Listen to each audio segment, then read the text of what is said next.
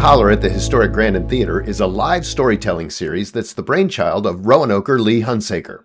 The theme for this episode is the body. Tellers share tales of lost limbs, negative attitudes about our own bodies, and how to overcome medical and psychological adversity. Blue Ridge PBS Echo is pleased to share these moving stories.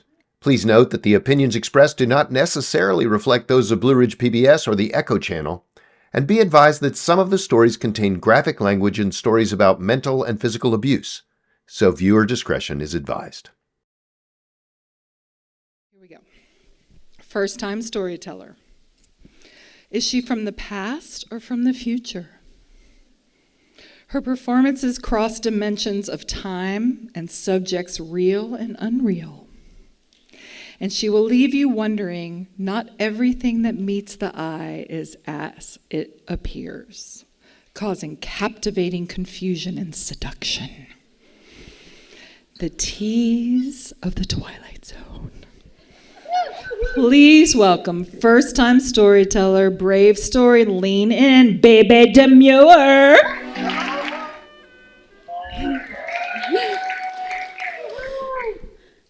I am a dancer with nearly 20 years of training and experience, and I am finally the performer I always wanted to be. I probably don't need to tell you for you to know that dancing, especially classical ballet, takes a toll on the human body. Our bodies are not made to turn our legs out 90 degrees or carry our weight on the tips of our toes. But I think that's what makes it truly enchanting and mesmerizing. It defies the limits of the human body and requires strength and training similar to a sport, all while maintaining the movement and storytelling of performance art. So my dance journey started when I was the young age of 3, when all I could do was just dream of being a ballerina in a tutu and pointe shoes, especially when the most I could do was just clap and skip around the dance studio.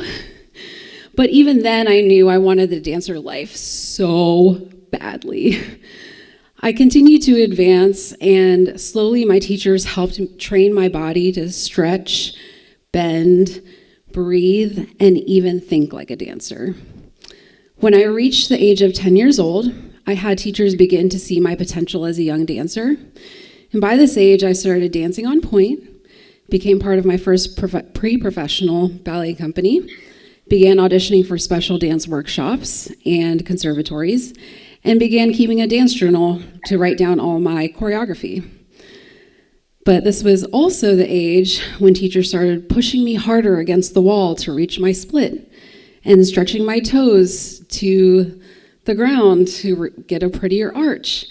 And also the first time a teacher made me cry from yelling at me during a rehearsal for making a mistake. Rushman ballet teachers are crazy.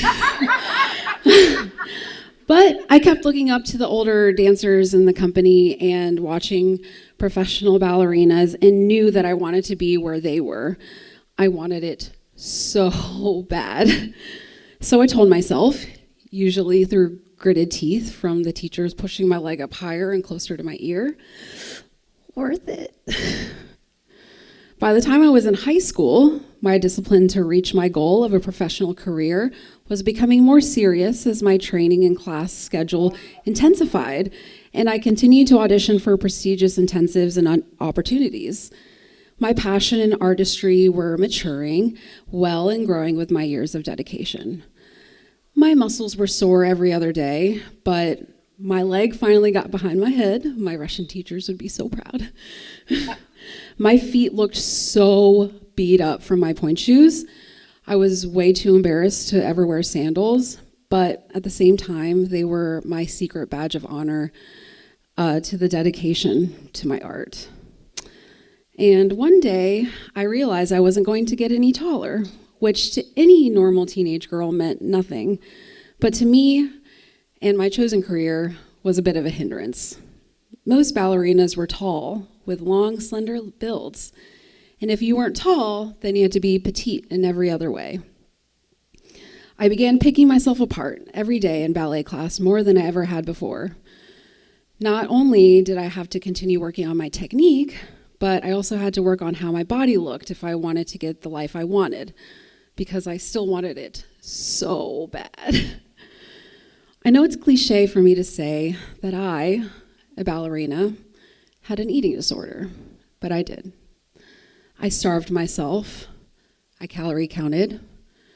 I chewed each bite 100 times to trick my body that I was eating more. I'd binge and then feel really bad about it the next day and just start all over again. But finally, after many years of training and starving myself and dreaming of a dance career, I made it into a professional company. I felt like I made it. My dance days only got longer, 6 days a week, 6 to 12 hours long, going through more pointe shoes, paid performances, and I was happy. More so, I was happy that I was good enough and fit enough to be dancing with the company. We were never allowed to say skinny or thin. We had to say fit. And being there still pushed me to continually be the best dancer I could be, which meant still pushing me physically to the limits more than I ever have in my life.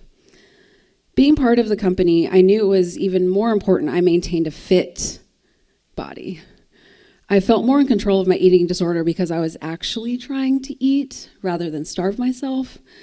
But as a trade-off, I would go to the gym for almost 2 hours after rehearsals. So after a 6 to 12 hour day at the studio, I would go straight to the gym, exhaust my body even further by hitting the Stairmaster, doing 100 sit-ups, use some other random strengthening machines, then finally call it a day.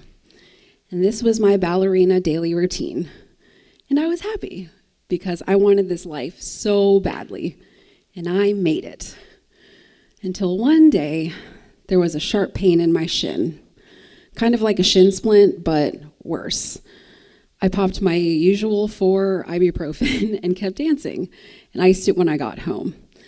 But then the pain didn't go away the next day, so 4 more ibuprofen, danced on it, and then iced when I got home. Still hurt the next day. Ibuprofen, dance rehearsal, ice when I got home. But then the pain got to the point where I couldn't even jump on it anymore. So I did the scariest thing a dancer could do. Go ask the doctor about the pain. It's so scary because the diagnosis could be the difference between the end of a season or the end of a career for a dancer. So I made an appointment to see Dr. Z. All the company dancers with an injury went to see Dr. Z. And we did some scans. Dr. Z came back to me with the results and said, "Looks like you've been in pain for a while." But I just shrugged. We're used to dancing through the pain. But Dr. Z said I would have to stop dancing for a few months because it was a stress fracture in my shin that was traveling up to my knee. And although it was not a career-ending injury, I was devastated. Dancing was everything I knew how to do, how to be. And now I was just told I can't do it. Despite not being able to dance or do any kind of physical activity on my feet, the ballet company was still able to cast me in the holiday classic, The Nutcracker, that year. I was to be Mother Ginger. Now, if you're unfamiliar with the role of Mother Ginger, she's like this matronly character that has this big hoop skirt on, and all of her gingerbread children come out from underneath of it. And in this company's version of Mother Ginger, I would be sitting on top of a man's shoulders while wearing the hoop skirt, so it was perfect for an injured dancer.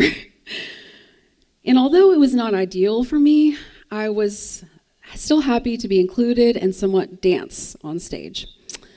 So after I rehearsed the dance one day with my bottom half and my gingerbread children, the ballet master pulled me aside in front of everyone in the middle of rehearsal and told me to lose a few pounds because they had a hard time getting the hoop skirt to fit on me, and because it's about time that I did. I smiled and nodded and agreed to what he said, but on the inside, my stomach dropped. I tried not to look at everyone around me, even though I could feel all their eyes on me. So many thoughts were swimming in my head as I tried to hold back tears of embarrassment as I walked away. Isn't that what the costume department is for? Can't they just let out the hoop skirt? He knows I can't do any kind of dancing or physical activity right now, right? I'm not even skinny enough to do Mother Ginger. Then I sat down on the side of the studio, on my ass, wearing my orthopedic boot, watching the rest of rehearsal, thinking about how I was going to walk out at the end of the day and never come back. But I told you at the beginning that this is the story of how I became the performer that I always wanted to be. And I am. It wasn't long after I walked away from the professional ballet company until I was begging to get back on a stage again. I told you, I've always wanted this life. I'm an artist, and I need to perform. But getting back to performing, I wanted to be sure that it was truly for me. Because although my passion for dancing has always been there, and it wasn't always bad, my reasons and goals grossly transformed over time. To make my teacher proud, to nail the audition, to satisfy the artistic director, to meet the choreographer's needs, leading to me feeling like a puppet. Not even good enough to be Mother Ginger on another dancer's shoulders.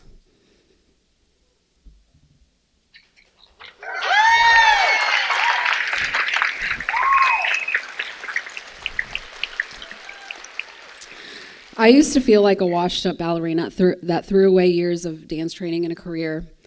But I stand before you transformed and reclaimed my body and future as a burlesque performer.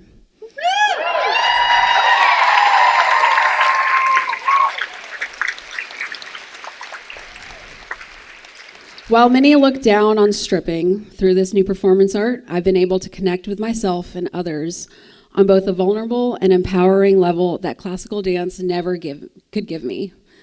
Besides, burlesque is known as the art of the tease. I choose to let you see me in the way I want you to see me, when I want you to see me.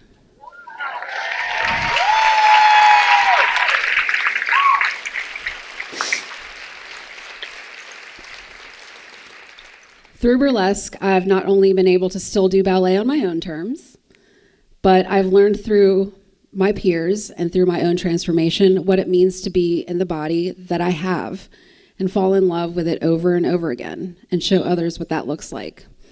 Still, nothing could have prepared me for the hard work I do in burlesque today. I make my own costumes. I make my own choreography. I do my own hair and makeup. I am my own body of art. I wanted this so badly.